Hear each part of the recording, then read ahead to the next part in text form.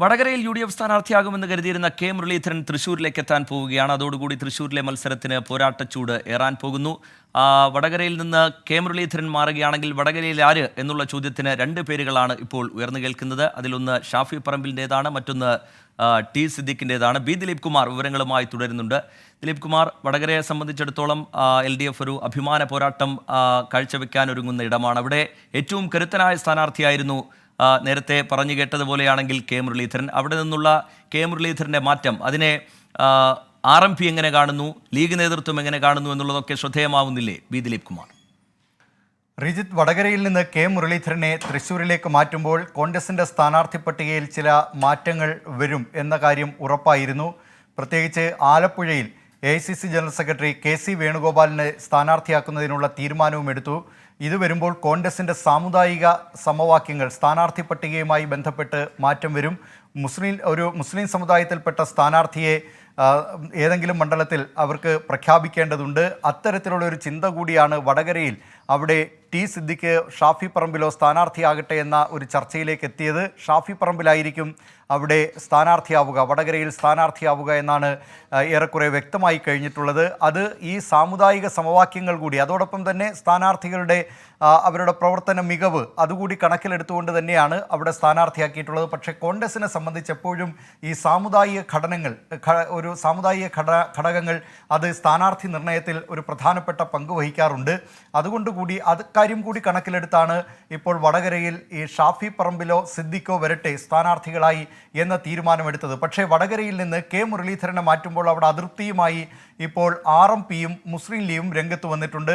അത് ഒരു പരസ്യമായ ഒരു അതൃപ്തി എന്ന നിലയിലേക്കല്ല കാര്യങ്ങൾ പോകുന്നത്. പക്ഷേ മുരളീധരനെ മാറ്റുന്നതിനോട് ഇവർക്ക് യോജിപ്പില്ല എന്ന് വ്യക്തമാക്കുന്നതാണ്. മുസ്ലിം ലീഗ് നേതൃത്വം ഇക്കാര്യത്തിൽ പരസ്യമായ പ്രതികരണം മുസ്ലിം ലീഗിൻ്റെ കോഴിക്കോട് ജില്ലാ സെക്രട്ടറി തന്നെ നടത്തിക്കഴിഞ്ഞു. കെ മുരളീധരനെ വടകരയിലേക്ക് വടകരയിൽ സ്ഥാനാർത്ഥിയാക്കണമെന്ന് ആവശ്യപ്പെട്ടത് മുസ്ലിം ലീഗും കൂടിയാണ്. അതുകൊണ്ട് മുരളീധരനെ അവിടെ നിന്ന് മാറ്റുന്നത് ഉചിതമല്ല എന്ന നിലപാടാണ് മുസ്ലിം ലീഗ് നേതൃത്വം കൈക്കൊണ്ടിട്ടുള്ളത്. വടകരയിലെ പ്രധാനപ്പെട്ട ഒരു രാഷ്ട്രീയ പാർട്ടിയാണ്, ഒഞ്ചിയം മേഖലയിലൊക്കെ സ്വാധീനമുള്ള പാർട്ടിയാണ് RMP. വടകരയിലെ MLA തന്നെ KK രമയാണ്. ആ പാർട്ടിയും മുരളീധരനെ മാറ്റുന്നതിനോട് യോജിക്കുന്നില്ല. പക്ഷേ ഏതായാലും വരും ദിവസങ്ങളിൽ UDF ഒറ്റക്കെട്ടായി അവിടെ പ്രവർത്തന രംഗത്ത് ഇറങ്ങുമെന്ന് തന്നെയാണ് സൂചന ലഭിക്കുന്നത്. നിലവിൽ ഈ പാർട്ടികൾക്ക് മുരളീധരനെ അവിടെ നിന്ന് മാറ്റുന്നതിനോട് വിയോജിപ്പാണുള്ളത്. ശരി, അതുമായി ബന്ധപ്പെട്ടുള്ള ലീഗ് നേതൃത്വത്തിന്റെ പ്രതികരണം കൂടി ഘട്ടത്തിൽ പുറത്തു വരുന്നുണ്ട്. വടകരയിലെ സ്ഥാനാർത്ഥി മാറ്റത്തിൽ അതൃപ്തിയുമായി മുസ്ലിം ലീഗും RMPയും സ്ഥാനാർത്ഥി നിർണയം കോൺഗ്രസ് ഗൗരവത്തോടെ കാണണമെന്ന് RMP സംസ്ഥാന സെക്രട്ടറി N വേണു ആവശ്യപ്പെട്ടു. വടകരയിൽ കെ മുരളീധരനാണ് വിജയസാധ്യത കൂടുതലെന്ന് N വേണു പറയുന്നു. TP കേസിന്റെ വിധി, അതുപോലെ ഇപ്പോൾ നിലവിലുള്ള സ്ഥാനാർത്ഥിക്കെതിരായുള്ള ഒറ്റൊരു മൈനസ് കാര്യങ്ങളുണ്ട്. അതൊക്കെ പറഞ്ഞു വരുമ്പോൾ ഇതിന് സ്വാഭാവികമായിട്ടും പ്രതിസന്ധി UDFനെ സംബന്ധിച്ചിടത്തോളം ഇല്ല. പക്ഷെ ഇതെല്ലാം ആണെങ്കിലും ഒരു തെരഞ്ഞെടുപ്പ് വരുമ്പോൾ സ്ഥാനാർത്ഥിയും ഒരു ഘടകമാണ്. അപ്പോൾ അതൊക്കെ ആലോചിച്ചുകൊണ്ട് UDF കോൺഗ്രസ് നേതൃത്വം തീരുമാനം എടുക്കുന്ന ഞാൻ പ്രതീക്ഷിക്കുന്നത്. അത് മുരളീധരന് നല്ല ബഹുജന സ്വാധീനം മണ്ഡലത്തിലുണ്ട്. വടകരയിൽ നിന്ന് കെ മുരളീധരനെ മാറ്റിയതോടെ ലീഗ് നേതൃത്വം കോൺഗ്രസിനെ അതൃപ്തി അറിയിച്ചിരിക്കുന്നു. വടകരയിൽ കെ മുരളീധരൻ തന്നെ മത്സരിക്കണമെന്ന് മുസ്ലിം ലീഗ് കോഴിക്കോട് ജില്ലാ കമ്മിറ്റി ആവശ്യപ്പെട്ടു. മുരളീധരൻ സ്ഥാനാർത്ഥിയായാൽ ജയം ഉറപ്പെന്ന് ജില്ലാ പ്രസിഡന്റ് MA റസാഖ് പറഞ്ഞു.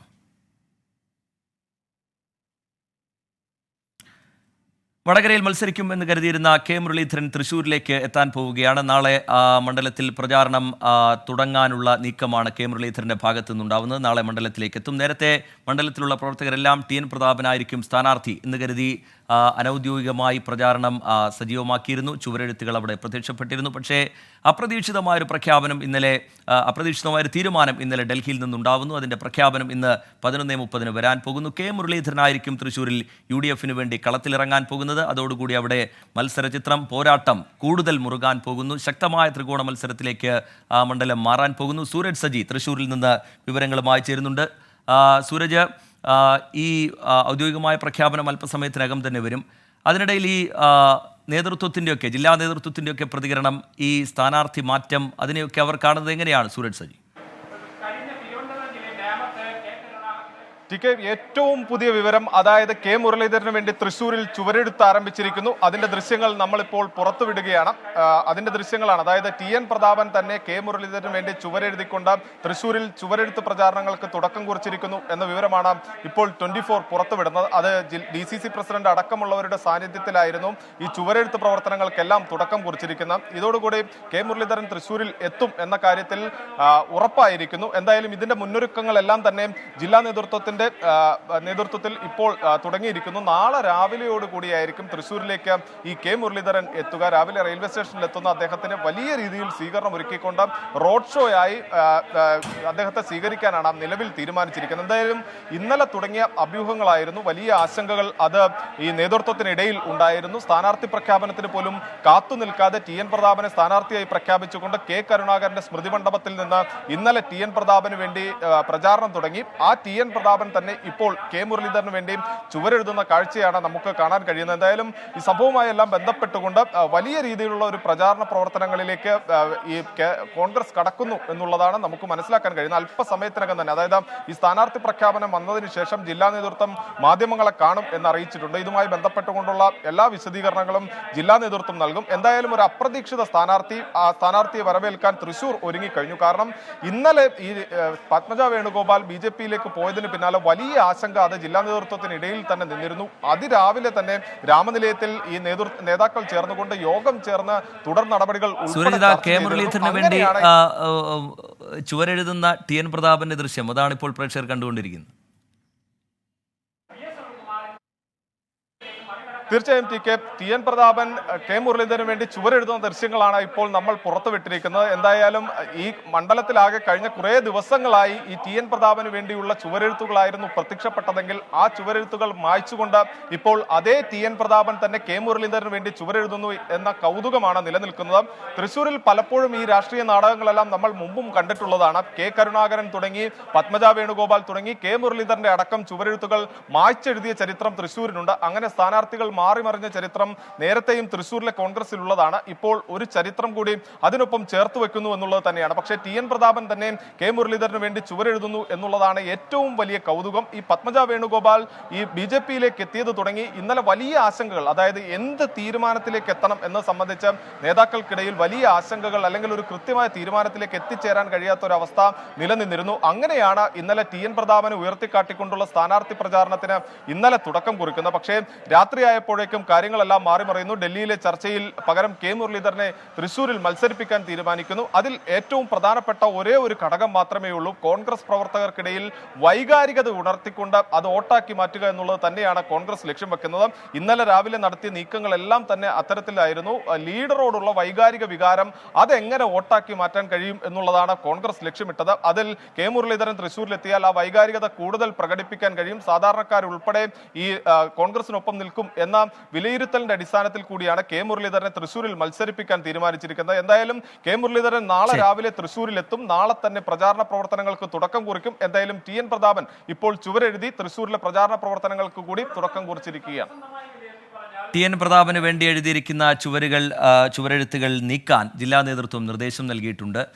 അതിന് പിന്നാലെ കെ മുരളീധരന് വോട്ട് തേടിക്കൊണ്ടുള്ള ചുവരെഴുത്തുകൾ മണ്ഡലത്തിൽ സജീവമാവുകയാണ്. ടി.എൻ. പ്രതാപൻ തന്നെ കെ മുരളീധരന് വേണ്ടി ചുവരെഴുതുന്ന ദൃശ്യങ്ങളാണ് ഇപ്പോൾ പ്രേക്ഷകർ കണ്ടുകൊണ്ടിരിക്കുന്നത്. സൂരജ് സജി തുടരുന്നുണ്ട്. സൂരജ്, സീറ്റില്ലാത്തതിൽ യാതൊരു അതൃപ്തിയുമില്ല എന്നുള്ളൊരു സൂചന കൂടി TN. Prathapan നൽകുന്നുണ്ടല്ലോ. TN. Prathapan party ഇനി എങ്ങനെ പരിഗണിക്കാൻ പോകുന്നു എന്നുള്ള കാര്യത്തിലും ഇതിനോടകം ചർച്ചകൾക്ക് തുടക്കമായിട്ടുണ്ടല്ലോ സൂരജ് സജി.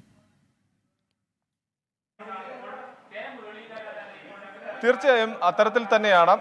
ഈ ഇനിയുള്ള പ്രചാരണ പ്രവർത്തനങ്ങൾ സംബന്ധിച്ചെല്ലാം തന്നെ കൃത്യമായ വിലയിരുത്തലുകൾ അല്ലെങ്കിൽ പദ്ധതികളെല്ലാം തന്നെ പാർട്ടി ഒരുക്കിയിട്ടുണ്ട്. കാരണം ഈ എടുത്തു പറയേണ്ട ഒരു കാര്യം എന്നുള്ളത്, ഇന്നലെ രാത്രിയൊന്നും തന്നെ ഇതുമായി ബന്ധപ്പെട്ടുകൊണ്ടുള്ള ഒരു അറിയിപ്പും ജില്ലാ നേതൃത്വത്തിന് ഉണ്ടായിരുന്നില്ല. പക്ഷേ കൃത്യമായ അറിയിപ്പ് പുലർച്ചയോടുകൂടി തന്നെ ജില്ലാ നേതൃത്വത്തിനും അതുപോലെ തന്നെ ടി.എൻ. പ്രതാപനും ലഭിച്ചിട്ടുണ്ട്.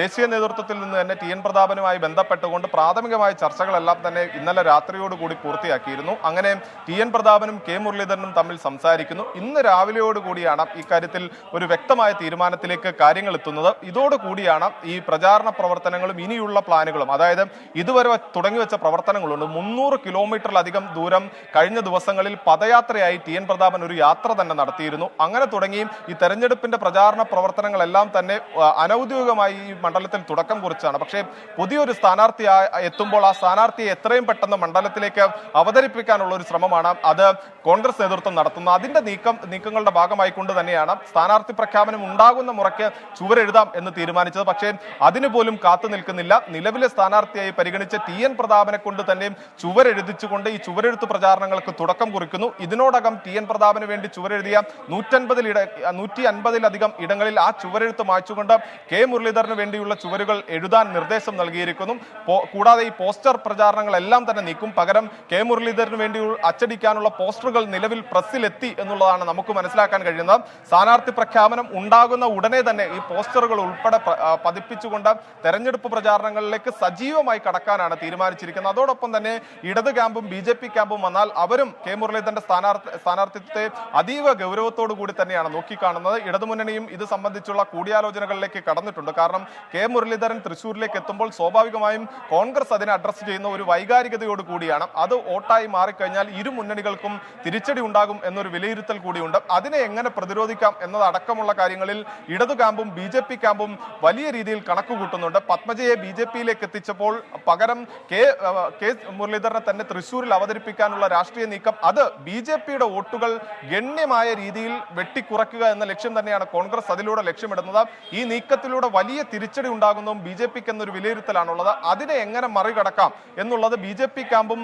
ശരി, സൂരജ് സജി വിവരങ്ങൾ നൽകുകയായിരുന്നു. ലോകത്തെവിടെയായാലും ഏത് സമയത്തും 24 വാർത്തകളും ഓഗ്മെന്റഡ് റിയാലിറ്റി പാക്കേജുകളും എക്സ്പ്ലെയിനറുകളും വിശദമായി കാണാൻ ഞങ്ങളുടെ യൂട്യൂബ് ചാനൽ നിങ്ങൾക്ക് സബ്സ്ക്രൈബ് ചെയ്യാം.